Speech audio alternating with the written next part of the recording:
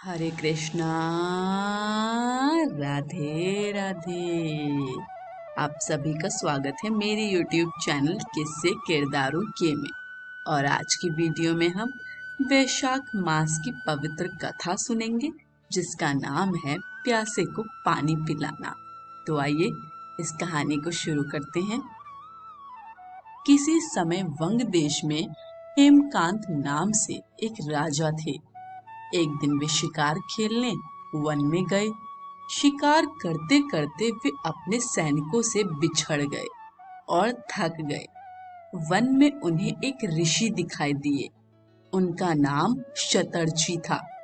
ऋषि उस समय समाधि में थे, इसलिए उन्होंने राजा के प्रश्नों का उत्तर नहीं दिया। क्रोधित होकर राजा ने उन पर जैसे ही वार करना चाहा, ऋषि के अनेक शिष्य वहां आ गए और उन्होंने राजा को रोक दिया।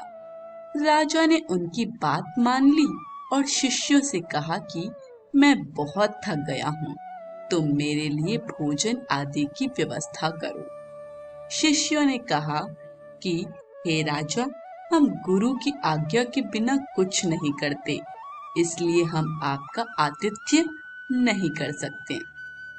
शिष्यों के ऐसा कहने पर राजा को क्रोध आ गया और वे बाण चलाने लगे।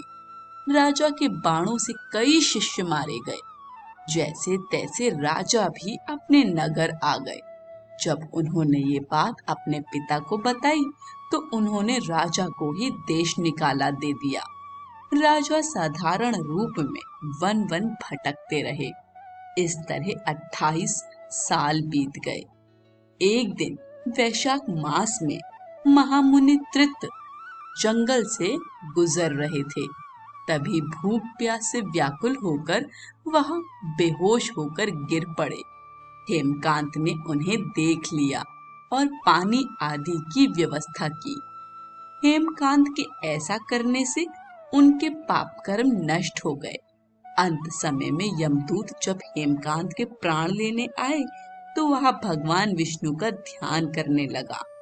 तभी भगवान विष्णु के दूत वहां प्रकट हुए और उन्होंने यमदूतों से कहा कि वैशाख मास में एक मुनि को जल पिलाने और उनके प्राण बचाने से अब हेमकांत निष्पाप हो गया है, इसलिए तुम यहाँ से जाओ।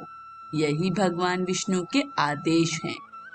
इसके बाद जैसे ही भगवान विष्णु के दूत ने हेमकांत को स्पर्श किया तो वह पहले की तरह स्वस्थ और युवा हो गया। भगवान विष्णु के दूत ही हेमकांत को उनके महल लेकर गए और उनके पिता को पूरी बात बताई। भगवान विष्णु का प्रिय होने के चलते हेमकांत फिर से राजा बन गए और न्याय पूर्वक शासन करने लगे। आज की कहानी यही समाप्त होती है।